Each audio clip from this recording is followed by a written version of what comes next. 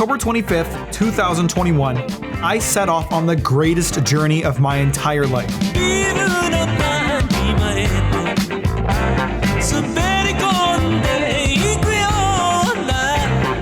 A 2,367-mile move across 9 states and 35 hours of driving.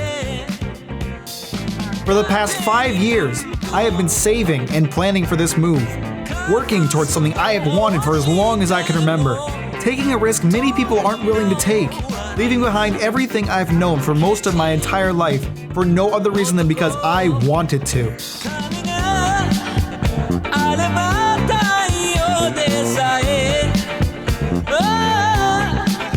There's a lot I want to talk about, so let's start at the beginning.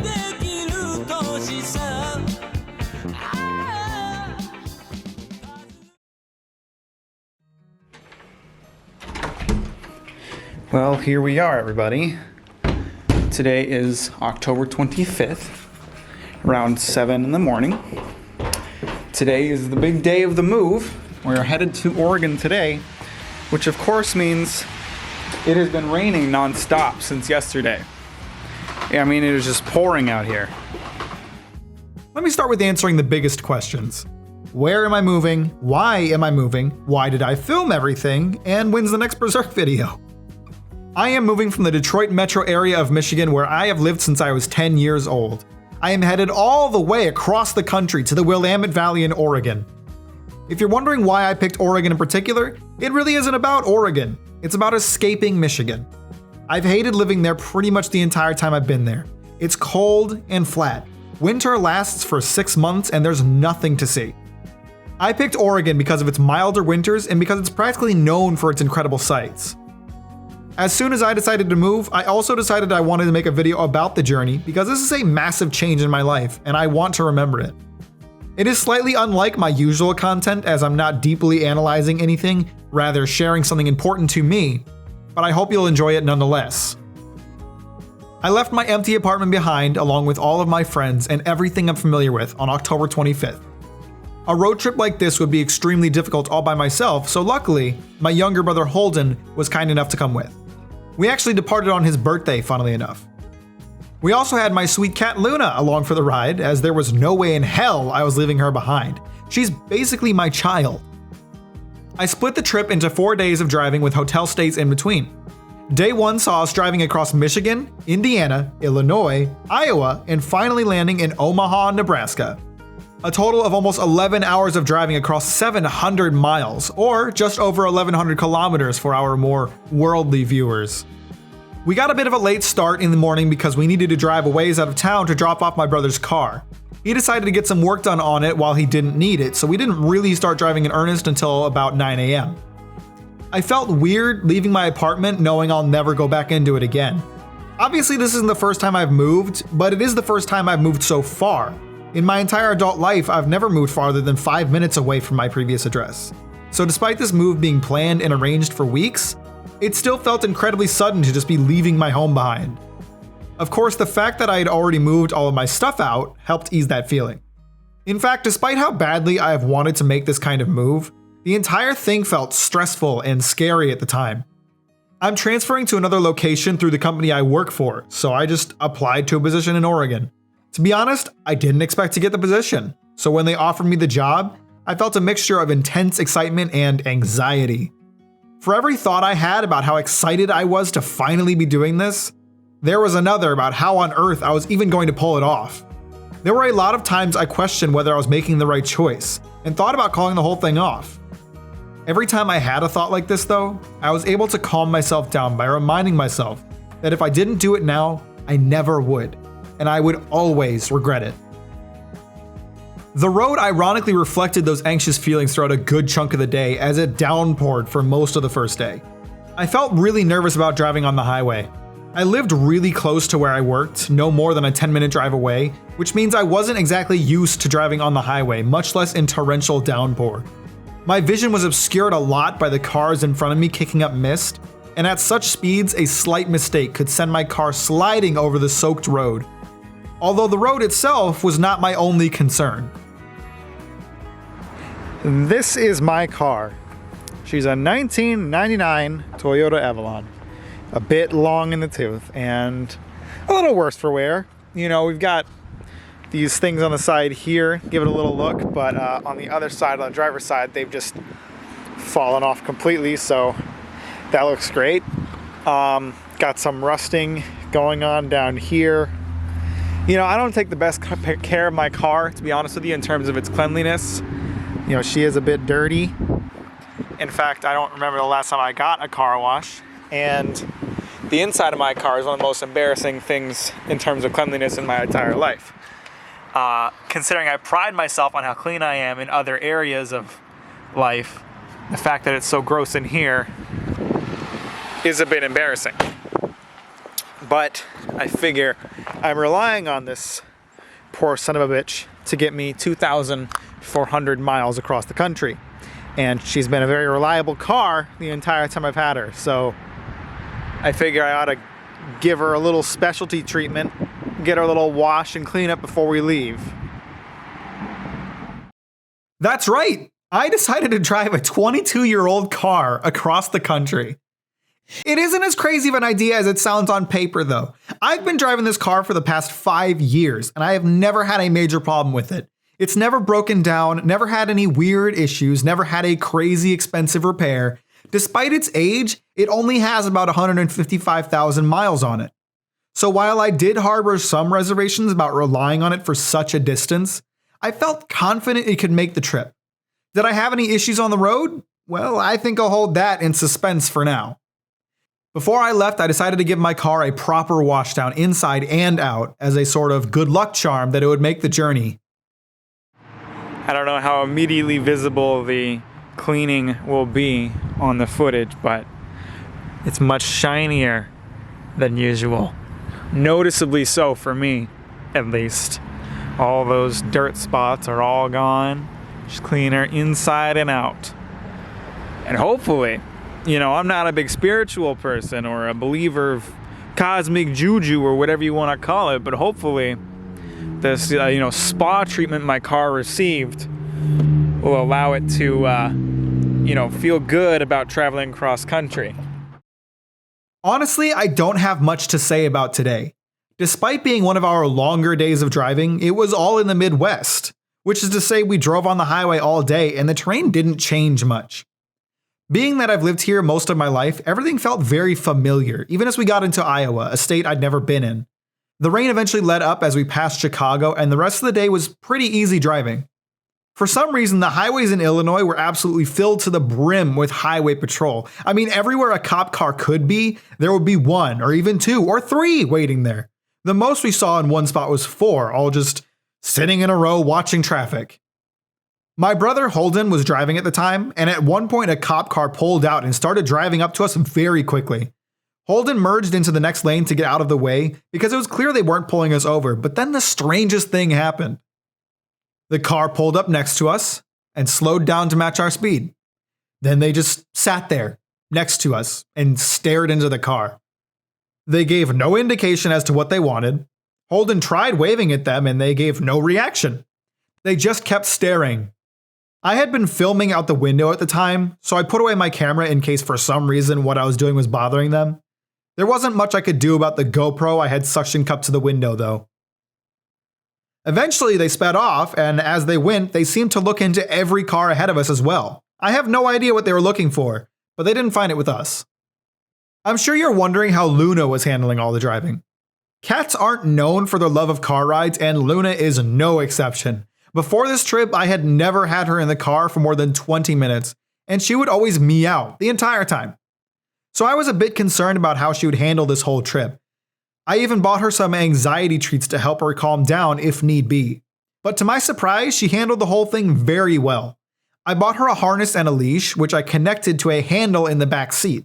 That way she would have free rein to move around inside the car, but there was no risk of her escaping at the first sight of an open door. I also bought her a portable litter box, which I put in the back seat. She was a little stressed out the first day, but she quickly adjusted. Throughout the whole journey, she would just sit down in someone's lap or on a pile of blankets in the back seat and go to sleep. I don't think I could have asked for a more well-behaved cat for a road trip this long. We never even had problems with her trying to escape. In fact, I think this whole trip showed me that Luna is at least somewhat afraid of the outdoors.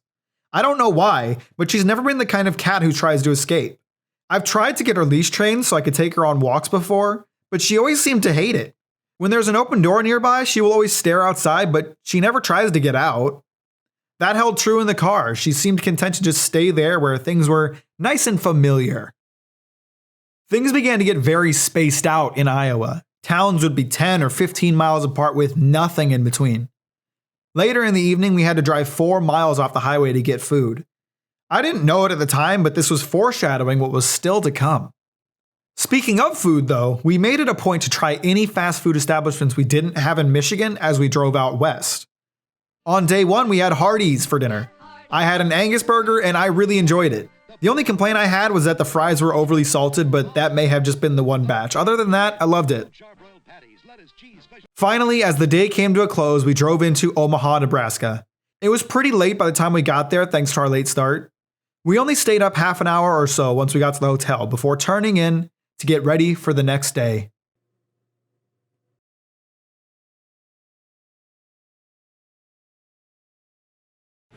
Good morning from Omaha. It is now almost 7 in the morning. My brother is in the shower and kind of smells like cat shit in here. Not our fault, obviously. It's because Luna took a massive dump inside of her little travel litter box, which is good because she hasn't pooped once since we left, and I was worried she wasn't going to. But Luna is known for extraordinarily pungent shits, and today is no exception. We had to collect all our stuff and get out of here and get breakfast, hopefully before 8. I mean, I want to be on the road at 8. That's my plan. And I'd like to stick to it, but today we're headed from here in Omaha, Nebraska to Rock Springs, Wyoming. Another 10-hour drive, 2 10-hour drives. After that, a couple easier 8-hour drives, but we got a distance to cover today, and I'm very tired. I don't know if you can tell or not. I'm a bit sleepy.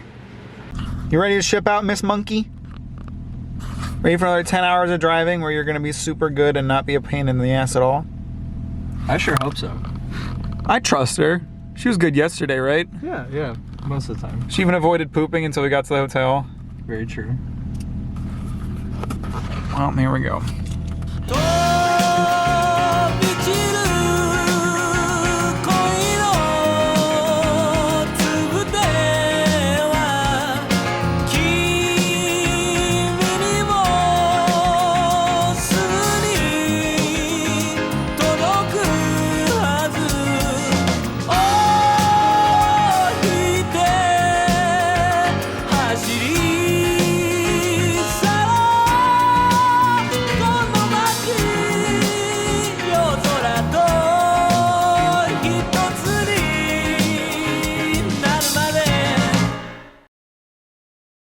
Day 2 really gave us an idea of how far apart everything was going to be the farther west we traveled. Despite being our longest day of driving at nearly 11 hours stretched across 750 miles, or 1,200 kilometers, we only drove through 2 states, Nebraska and Wyoming. All of that driving also took place on only one highway, Interstate 80. No hyperbole, the only time we weren't on I-80 is when we pulled off for gas or food. This felt super foreign to me. Coming from the east, highways are like veins in a person's body. There are many of them, they all connect together, and any long distance journey will see you crossing between them. By contrast, the farther west you go, the less highway options there are. The closest westbound highway to I-80 in the areas we were driving is I-76, which slowly travels south the further you go. In other words, it wouldn't have been an option for us. Other than that, we could have also tried I-90. It would only require us to drive 180 miles north, so that's not too bad of a detour.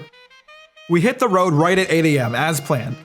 That was the first time I'd stayed in a hotel in a few years. In fact, it was the first time I'd stayed in a hotel without my parents. And you know what? It was a great place to stay. Best Western Plus in Omaha, Nebraska was definitely the best hotel we stayed at on our whole trip, if for no other reason than because it had the most comfortable beds.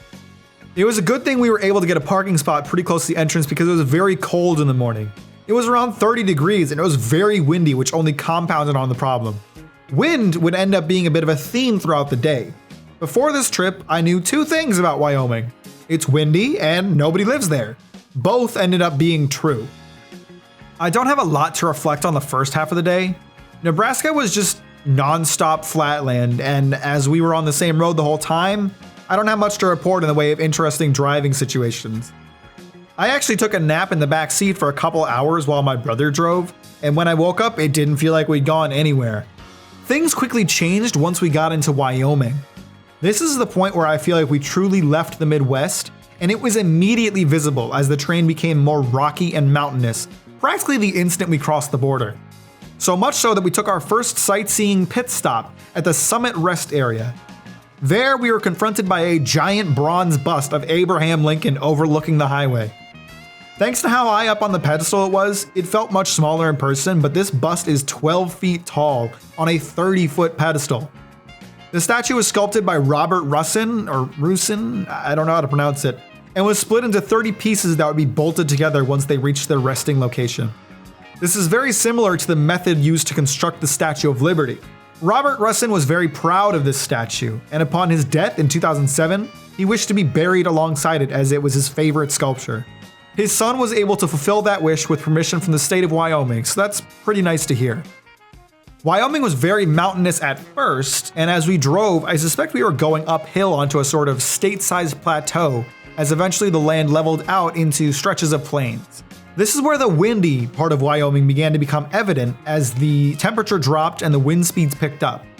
High wind speeds are not unusual in Wyoming, according to a store clerk I spoke to. So much so that all throughout the highway they have signs dedicated to conveying the current wind speeds. They are up to over 40 miles per hour for us, but they can get up to 90 miles per hour. Along with the wind came some snowfall. I felt the tiniest iota of pride as a Michigander while I drove unfazed through the snow. Again, winter lasts for 6 months in Michigan, so driving in the snow is something that I'm not only used to, but very good at. It did ruin one of my shots though, as my GoPro got frosted over attached to the side of the car. Holden pointed out that the only vehicles on the highway besides us were semi-trucks, which cemented the idea that this isn't a place that the average person needs to travel. Gas and food got even more far apart than they already were. At one point, we passed a sign that said rest stop, half a mile. Next rest stop in 102 miles. Coming from living in the East my whole life, I'm used to seeing an exit off the highway every single mile. And off of every exit, there's gas, food, people, towns. Out here, I began to really understand how large the world actually is and how much of the United States is uninhabited. It gave me hope knowing that humans haven't taken over and destroyed everything just yet. Maybe we'll realize the value of these beautiful vistas before it's too late. It had been cloudy all day, but the clouds broke apart and gave us a view of the sky as the sun began to set. The clouds lit up into blue and pink streamers as the sun moved towards the horizon.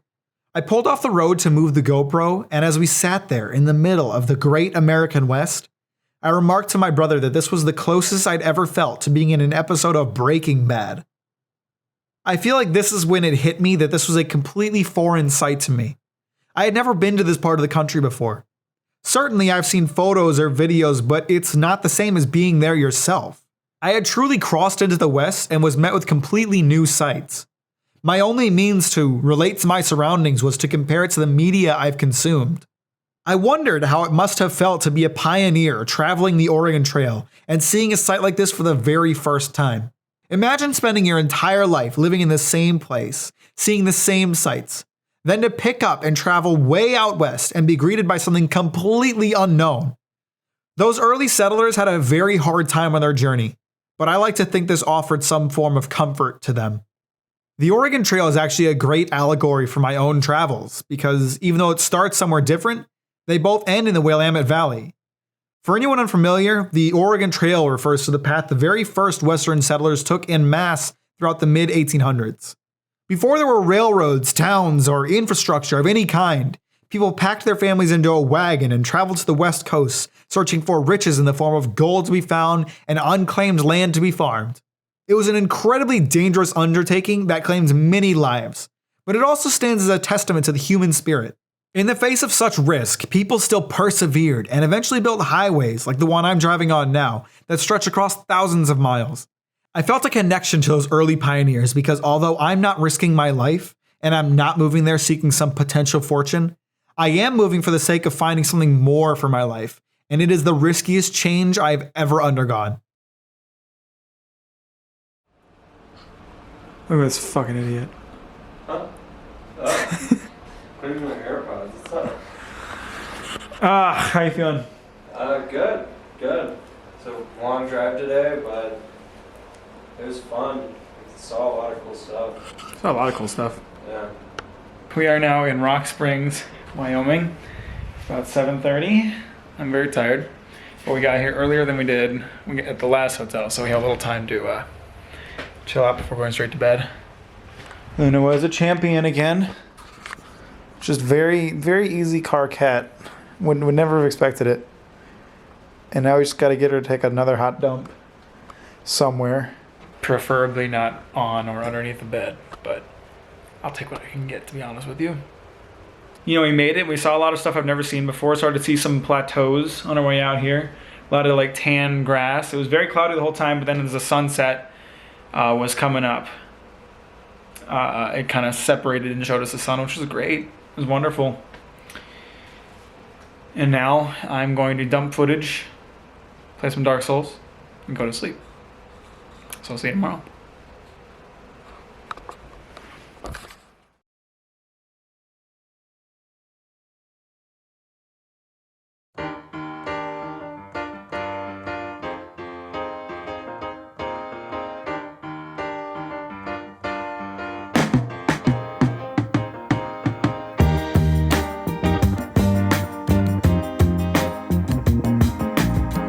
Good morning.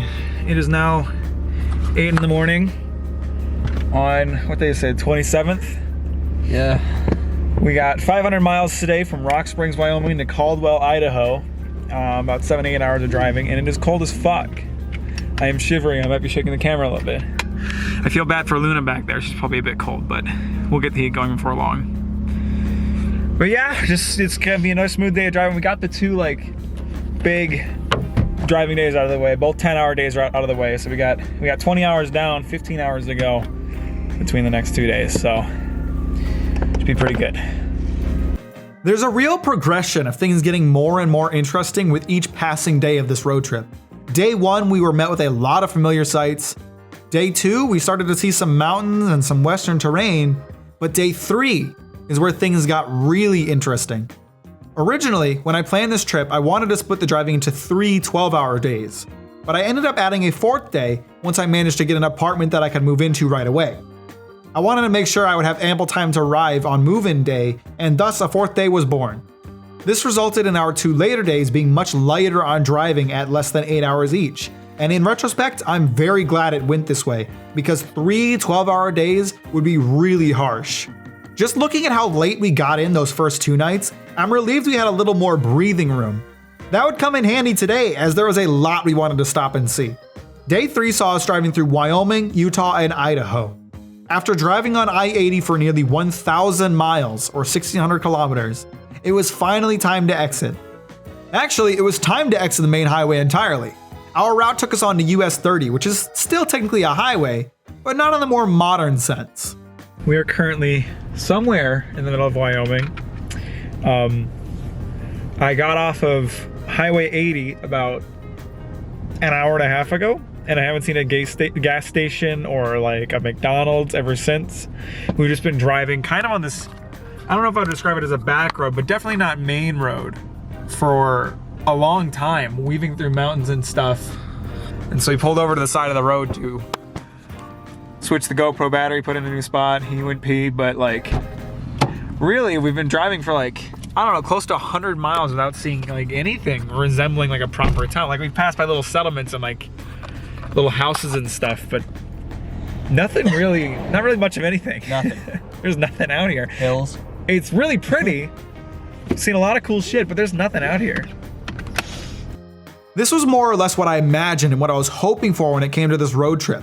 This road was less direct, less straightforward, and showed us a lot more of the sights. We really got to enjoy the environment and appreciate the beauty. After a while, we stopped for gas in Laketown, Utah, which is appropriately located directly next to a giant lake, Bear Lake to be specific. I spoke with the clerk at the gas station and they told me the town's population was an unbelievable 400 people. It was too cold during our visit, but I imagine the lake is a hot spot during the summer months as the beaches looked very pretty. Soon after, we were driving uphill for one of the best parts of the entire trip. Before that, though, we stopped off at a scenic overlook to admire the incredible scenery that we had just driven through. From up on the overlook, we could see out all the way over the lake to the mountains on the other side. It was an incredible sight and one you certainly would never get anywhere else. There are hundreds of places, thousands even, where one can look out from up high at evergreens lining a mountainside as a lake sprawls out down below. But each place is unique. From the way the mountains are arranged, to where the trees are planted, to how large the lake is, and even the color of the water. Unique to here, at this moment, there were small patches of snow which presumably came from the day before. I'm glad I got to enjoy this sight here, and had a chance to stop and really take it all in. Little did I know that there was a lot more to come. Soon after getting back on the road, we crossed into the Uinta-Wasatch Cache National Forest. I have no idea if I'm pronouncing that right. According to my footage, we drove through this area for less than an hour, but it was without a doubt one of the most memorable experiences of the entire trip. We drove up, around, and through a veritable forest of mountains and were absolutely delighted by the sights. We saw rock walls, colorful forests, and seemingly endless layers of mountains. The whole way up, Holden and I just kept repeating, "Wow. This is incredible." My family lived in New Hampshire before we moved to Michigan. New Hampshire, in contrast to the Midwest, is much closer in scenery to what we saw here. I have vivid memories of driving through mountainous regions just like this when I was young, and it felt really great to recapture that feeling as an adult. I'm very glad that Google Maps took us off the main highway to travel through this region. It allowed me to forget about reaching my destination and simply enjoy the journey. Places like these provide a reminder that the earth existed long before people did, and we've just carved out a living upon it. Even with all we are capable of, we still built roads around these mountains because they were too intimidating to go through. Soon we crossed over the peak and were on our way back down. The road down was so steep that I was able to shift my car into neutral and just apply the brakes every now and then, simply coasting the whole way. It was really fun to drive that way. Finally, we reached the end. The mountains opened up and gave way to another incredible sight. A town built into the side of the mountains and spreading out into a valley with yet more mountains on the other side. This is Logan, Utah. We didn't get the best footage of what it was like to drive into town, but it really felt like the whole town was hidden by the mountains because as soon as they stopped blocking our view, it was like the entire town was in view. I felt really lucky to be driving through there in the middle of fall, as the entire town was lit up with orange and yellow trees. That, in addition to the incredible mountain range just outside of town, was nothing short of gorgeous. I felt very envious of Logan's inhabitants getting to enjoy such a view every day. Fast food review time! In Logan, we stopped at a restaurant called Taco Time. The first time I saw one of these, I thought it might just be a one-off Mexican food place, but it turns out it's a small chain, so we decided to give it a try. They had the usual suspects on their menu: tacos, burritos, nachos, but they also had something called Mex fries, which appeared to be a staple of theirs as it was available with most of their meals. Fair warning for anyone interested in trying Taco Time: Mex fries are just tater tots. Full stop, no alterations, they're just tater tots. I don't know why they're advertised as something different. In fact, the whole meal was disappointing. My brother got a burrito that was practically room temperature, and I had a taco with near frozen lettuce on top. If the beef was hot before I got it, the lettuce cooled it down by the time I started eating. As an avid Taco Bell enjoyer, I'd say Taco Time doesn't stand a chance competition-wise. As we entered Idaho, the mountains gave way to more flat plains. We were back on the main highway before long, so the rest of the day's driving was pretty easy and uneventful. We got to our hotel before the sun had gone down and tried another fast food chain for dinner. This time we had Arctic Circle, which is more of a local chain. Most of their locations are in Utah, but there was one in Caldwell, Idaho. I had a very good burger and a phenomenal milkshake. Really top shelf stuff. Highly recommend Arctic Circle if it's available near you. We're deep enough in the video now that I may as well plug my podcast, especially considering I actually recorded an episode while I was in the hotel room. I do a podcast called Break Room Nachos with my good friend Mike, where we just shoot the shit and tell old work stories for an hour every week. It would mean a lot to me if you'd check it out. Don't even think about whether or not you think it would be good as ice cream. No matter what you choose, it will be good ice cream. What would you make your ice cream flavor? Ooh, I think I'd have to go something off the wall, like something savory. If I know Yeah, make like a steak ice cream. yeah, like I was thinking like a buffalo wing or something. Like like some blue cheese ice cream with some buffalo sauce mixed into that. Lastly, I dumped all the footage from the day and settled down for my last night in a hotel room. I felt a mixture of excitement and anxiety knowing about how I would be reaching my new home the next day. I don't know if I mentioned this before, but I moved completely sight unseen. Just found a job in an area that sounded nice and went for it. For all I knew, it was going to be horrible, but I felt pretty confident that I had picked well. Eventually, the excitement overwhelmed the anxiety as I drifted off for the night.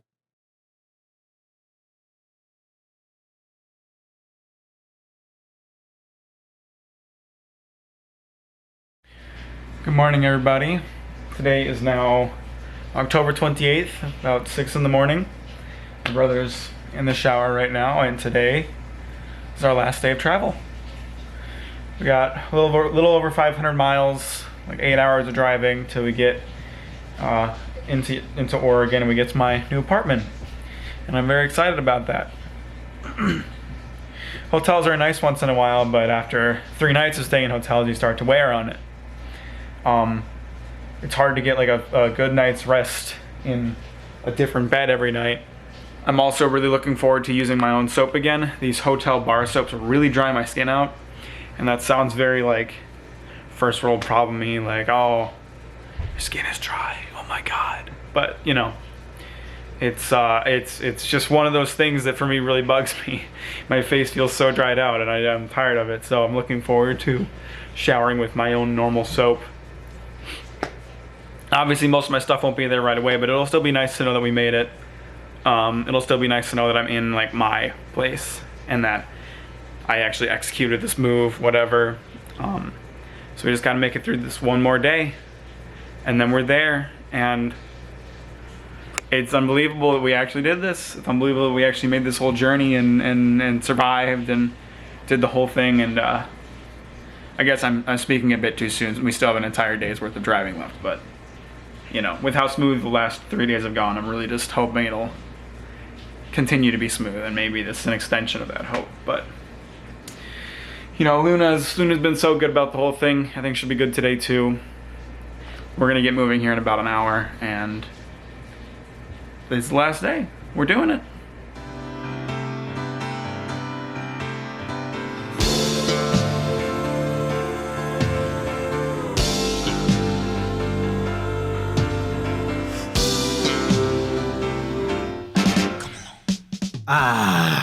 Here we finally are. The last leg of the journey. The final trial to overcome. As I mentioned earlier, I was moving into my new apartment the day I arrived in Oregon, so I decided to leave an hour earlier on the 4th day just to give myself that little bit of extra time. Therefore, the sun wasn't even up when we left. Caldwell is very close to the border, so we only drove through Idaho for half an hour or so. Other than that, we spent all day in Oregon. I think the extra hour threw Holden off as he ended up sleeping for the first 2 hours. As the sun came up, we were greeted by a beautiful mountainous region. I feel like Oregon is really well known for its lush forests, but as I came to find, that's not representative of the whole state.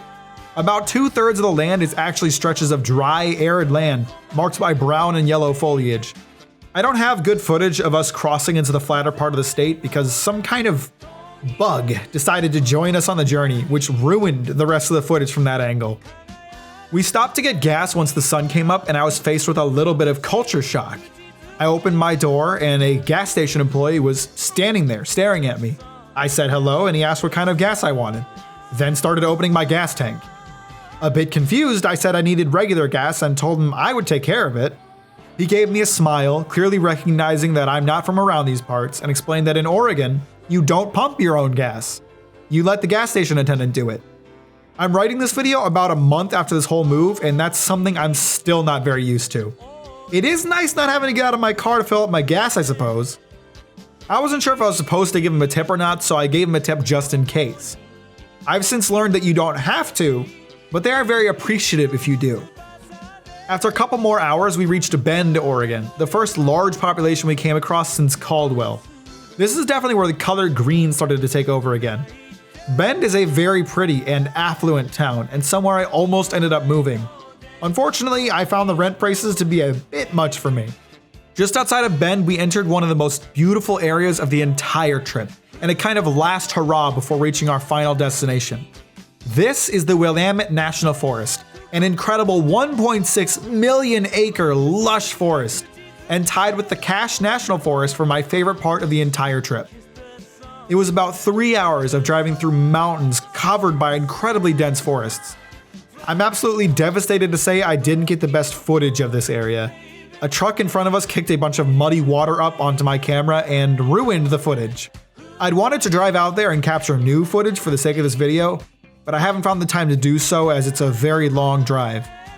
Eventually we pulled over and I cleaned off the dirt, but by this point the scenery had shifted completely. We had left the more dense part of the forest, but more than that, there was one really big difference. Fire season is a regularly occurring part of Oregon's ecosystem that takes place throughout the spring and summer months. But the 2020 fire season was one of the most destructive on record. 1 million acres of land burned last year, and it's estimated that 90% of those fires were caused by people. The theory is that more people were going out into the forest thanks to the pandemic, limiting what they could do in the cities, and thus more risk of fires. It made for a very heartbreaking sight, seeing all the blackened trees and barren mountainsides left in the fire's wake. Before long, the land leveled out again, and after 2,367 miles, 9 states, and 35 hours of driving, we finally pulled into town. Well, here we are. This is it. We made it. Not dead. All good. Luna's fine. She's in here licking her balls as per usual. That's very classic Luna behavior. I've already gotten to work pulling all the light bulbs out because these light bulbs are all yellow light and I like blue light. So I've already ripped out a bunch of light bulbs. I've got a nice chandelier here. It's missing a light bulb because I pulled it out. I've got light bulbs missing in the bathroom too, but you know, it's nice. It's large. It feels quite big. The only thing that it doesn't have that I have that I did not expect and should have noticed on the floor plan is that this is the only closet. This is the only closet in the entire unit. There's no other closets. I don't know what I'm gonna do for storage. I don't know where I'm gonna put like paper towels and tissues and toilet paper and all my video equipment. I'm thinking like I'm gonna have to get like a storage cabinet and set it up right here in this space because this is kind of an unnecessary amount of space. If I set it up so it doesn't block this vent, you know, I'll still have plenty of space to walk and I can store all my stuff into some kind of cabinet here. That's all I can think of right now for solutions, but you know, I like the cabinets a lot more than my old place. I like the countertop a lot more than my old place. So yeah, it's real. It's happened. We're here. I didn't die. My car made it. Everything went well. It's crazy. I have never felt a greater sense of relief in my entire life than I did parking my car at my new home. I'm the kind of person who leaves as little to fate as humanly possible. If there is something that is within my control, I will ensure that it is taken care of. My moving arrangements, my financial situation, my new apartment, all of them were carefully managed and figured out by the time I left Michigan. But a lot of this road trip included factors that were out of my hands. I have very little control over whether or not my more than 2-decade-old car would break down. I had no way of stopping an idiot behind the wheel from slamming into me and totaling my car. I was actually so afraid that my car wouldn't make the trip that I absolutely refused to mention the possibility in anything I filmed before I left. When it comes to things I can't control, I've gotten into the practice of not letting myself get stressed out about them because it won't solve anything. But I'd be lying if I said I wasn't kept up at night the week before the trip. Yet despite all my worries, by some miracle, we made it. With no accidents along the way, with absolutely zero car troubles. We made it. Even Luna seemed relieved and seemed to be aware that we weren't going anywhere else. I got to work setting up and exploring my new home as soon as I could. My stuff arrived a few days later than us and in a mostly undamaged state. As you can see, there are, a bit of crushing going on, and there's a bit of a bite taken out of my chair's leg here. But, this hasn't been the nicest chair to begin with, so I don't really mind that. But, overall, it fared pretty well. I'm not too worried about this stuff because it's like leaned over, but it's not like fallen over. I'm not worried about it. It's gonna be safe. It's gonna be fine. But I am a bit worried about whatever's in there because I put a lot of the heavy stuff on the bottom. The heavy stuff is the expensive stuff, so that's not ideal. But our friend Skeleton Man made it out just fine, and isn't that the most important thing of all? So as I said, a few things fell out of the trailer and got a little damaged, but I didn't really care about any of them, to be honest. I wasn't too worried about any of them. One of the most heartbreaking things I've ever seen in my entire life is my precious cow picture got fucked. I have had this cow picture hanging on my wall since him and I shared a bedroom. That's how long I've had it. And my precious cow picture. I am so upset about this. You guys have no idea. Fucking my box of books and Blu-rays fell out of the thing. I would rather have my entire Marvel Studios collection break apart than have my cow picture damaged. This is so upsetting. Heartbroken as I am about my precious cow picture, I still think it could have been much worse. I felt a lot happier and more comfortable once my stuff had shown up. I loaded it up into the shipping container 5 days before I left and didn't get it until 4 days after I had arrived. Spending that many days in a mostly empty apartment is harder than I would have expected. Especially once I got into the new place. It didn't really feel like home at all to me, just another place I was staying. Once my stuff got there, I instantly felt more relaxed. I didn't waste any time getting everything set up and got to work buying and building my new furniture. I did a bunch of furniture building live streams over on my Twitch, which were a lot of fun. I think everybody enjoyed them after my almost 3-week absence from streaming too. I got a good chance to catch up with everybody while I worked. Twitch.tv/CaptainMack_, by the way. Go check it out. Looks like a nightstand for ants. Well, it's not assembled yet, Jess. What do you expect it to be, gigantic? It is so tiny, it's for ants. Well, it's not built yet. Why do you expect it to be full size? I'm pulling the parts out. It's not that small. What are you guys talking about? This is a normal size nightstand. How large are your nightstands? It's shorter than you sitting. It's not meant to be taller than me. I'm 3 feet tall when I'm sitting. I don't need a 3-foot tall nightstand. What dystopian future do I live in where you guys need fucking gigantic chest-sized nightstands? It's a nightstand. You put your shit on it while you sleep. You put lotion on the corner so you can jerk off. It doesn't need to be that tall. I did end up getting a storage cabinet like I had mentioned, and that mostly solved my storage problem. I bought a lot of furniture online, which I've never tried before, and I don't know if I'll try it again. It's pretty hard to gauge quality over the internet. Although luckily, the only piece I ended up being unsatisfied with was my rather cheap nightstand, which isn't really a piece of furniture that I care about anyway. And to be clear, I'm talking about the quality of it, not the size. It's the perfect size. It's not small. The only furniture I have yet to buy is bookshelves. I really like the IKEA Billy bookcases because they're very tall and very reasonably priced. But thanks to supply issues, they've been unavailable since I moved here, so my books and movies and Gundam collection are still in boxes for now.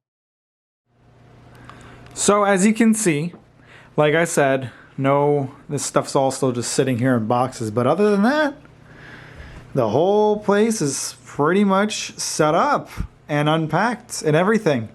And you know what? I think it looks pretty great. Over here on the door, I got some lights hung up, which adds a real nice flavor to my stream backgrounds. Dining table sits pretty well right here. I need to get a couple additional chairs to fill this out because I only have 2 right now, but it'll come with time. Over here we got my skull, my neon skull, my cow, my tree, my TV, my nice media stand that I built on stream. Very nice. I'm very happy with this piece. Couch situation with the curtain lights. Miss Luna is here as well. Her cat tree is over here, which she loves. Here's where the magic happens. Here's the live stream. Here's the editing station. Here's my notes for the script that you just listened to. This is actually for a part you haven't seen yet, so don't read that. But I set up some blackout curtains right here because the sun comes really bright through this window because it's a really large window, which is nice during the day, but like it really throws off my live stream's lighting, so I keep it shut most of the time. Luna likes sitting out there. She tends to scratch up the curtains trying to get out there. I don't love how empty this spot here is. I mean, obviously I can't put too much in front of the fireplace here, which is wonderful, by the way. Luna loves this. She won't snuggle with me if it's on because it gets so warm in front of this that she just wants to sit in front of that. But I'm thinking once I get a bookshelf, one of them can go right here, and that'll kind of fill out this sort of awkward empty space. Moving on to the kitchen, you can see this is the storage cabinet I built on stream. And it works pretty well for, its intended purpose. All my stuff fits into here pretty well. I'm able to fit like little supply stuff in here too. It's doing a pretty good job. I actually haven't filled it up completely, so we have room to put more in there as needed. And here's the kitchen, which is wonderful. There's so much cabinet space in here that I don't even know what to do with all of it. There's a lot of empty cabinets still. I got my mixer and my microwave over here, my toaster oven. And down here in the bedroom, where Skeleton Man hangs out, like he should, in the bedroom. And yeah, this is pretty nice too. I guess from this angle, it looks a lot, really, really college dorm-y. But, whatever. I don't spend a lot of time in here anyway. Got some lights strung up. Since I go to sleep pretty early for my job, there's always light coming through here because they always have lights on out in the complex. So I got some blackout curtains in here too so I can sleep better, and they have helped to keep me asleep better. There is my very normal sized, very functional nightstand that is the right size for my bed and everything, and is not small at all. To be honest, I didn't know how I felt about this apartment at first. I thought, I really liked my old place. I like my old place a lot, so I wasn't sure if I was going to like this place as much. And to be honest, there are some things that I don't like about it. But overall, I think it's great, and I love the way that I've got it all set up. And I'm comfortable here. I'm very comfortable. It's a very cozy place to live. Now for the all-important question. What do I think? I've lived here just over a month now, and I have to say, I absolutely love it. Oregon is wonderful. I love where I live. It feels so good being able to say that. Fall here has been absolutely gorgeous. There are mountains surrounding the town, and I feel so lucky to be able to see them every day. The city is vibrant and exciting. There's so much to see and do. I love the downtown area especially, and I found so many cool restaurants. It rains here constantly. For the first 2 weeks, I think it rained all but 2 or 3 days. That might not sound great to a lot of you, but I absolutely love the rain. I wish it rained every day, so this works great for me. I even went out and did some hiking, which was fantastic. I used to climb mountains with my dad all the time when I lived in New Hampshire, and I always missed being able to do that in Michigan. It was really special getting to recapture that feeling of being able to see out for miles from up high. Once it warms back up, I plan to do a lot more hiking. I believe that this will make a great place to live for many years to come.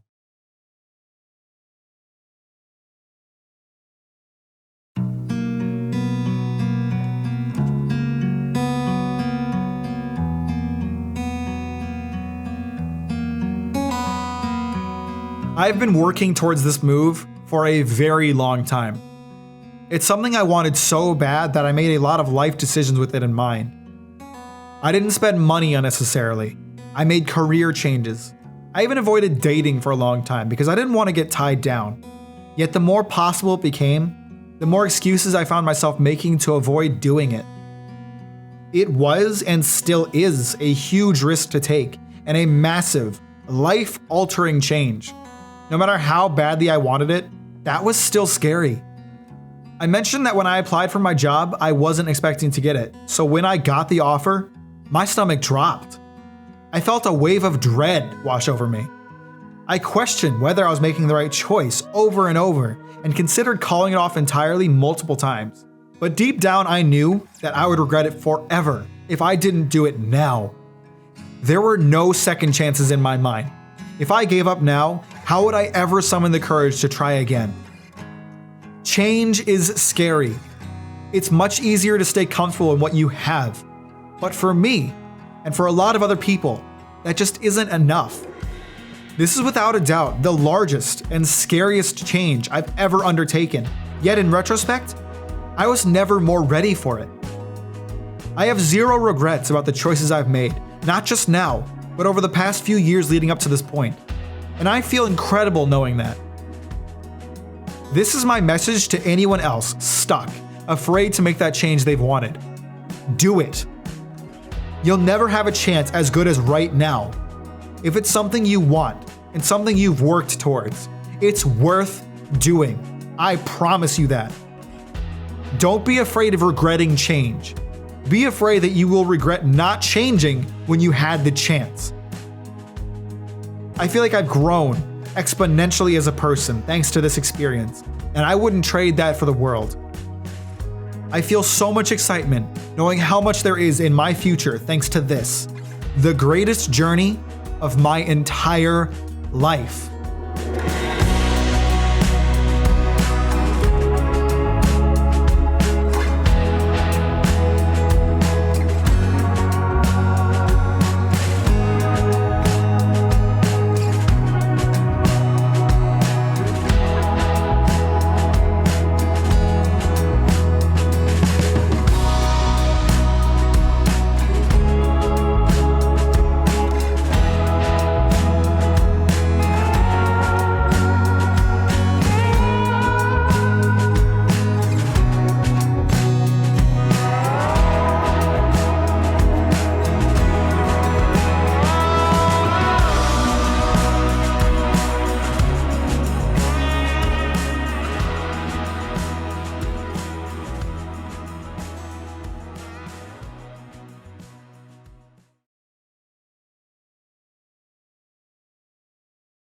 All right, fuckwits, I'll keep this short because this video is a little bit long.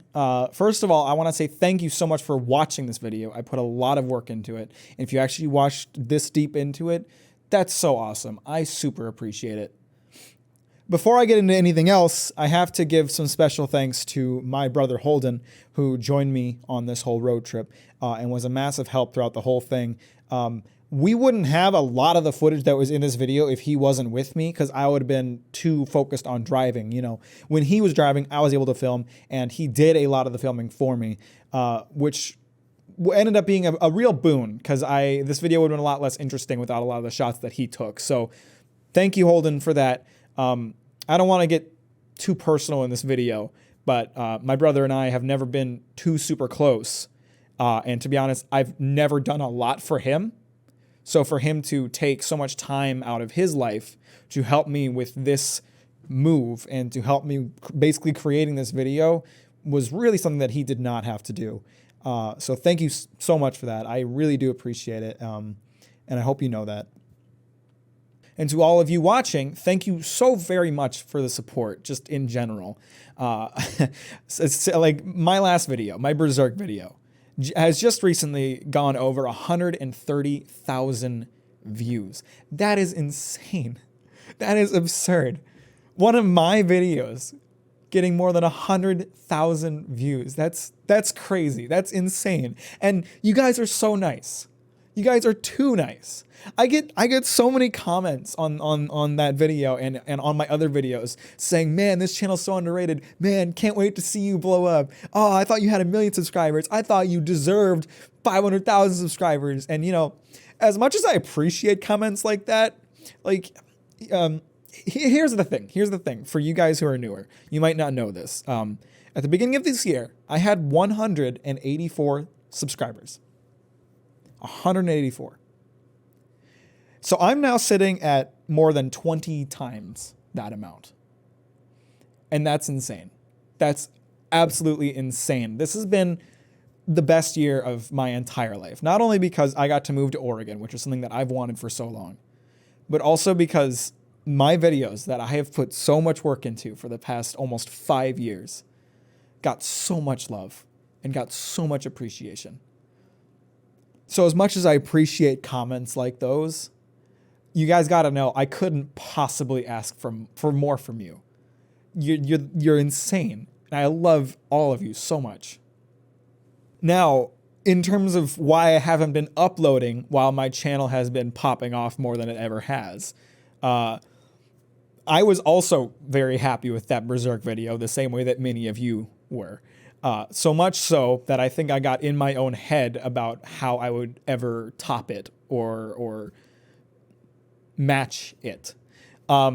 Every time I had a new video idea, I kept kind of having this thought process of like, how do I make this video as good as or better than the Berserk video? And that kind of got me in a rut because I was stuck trying to basically create, Berserk video 2. And the only reason the Berserk video was so good is because it was something that I was super passionate about that I made with no influence from anywhere else. I realize that now, especially after having done this video, which is so different and still good in my eyes. I'm never going to make another Berserk level video if I'm trying so hard to recreate the Berserk video.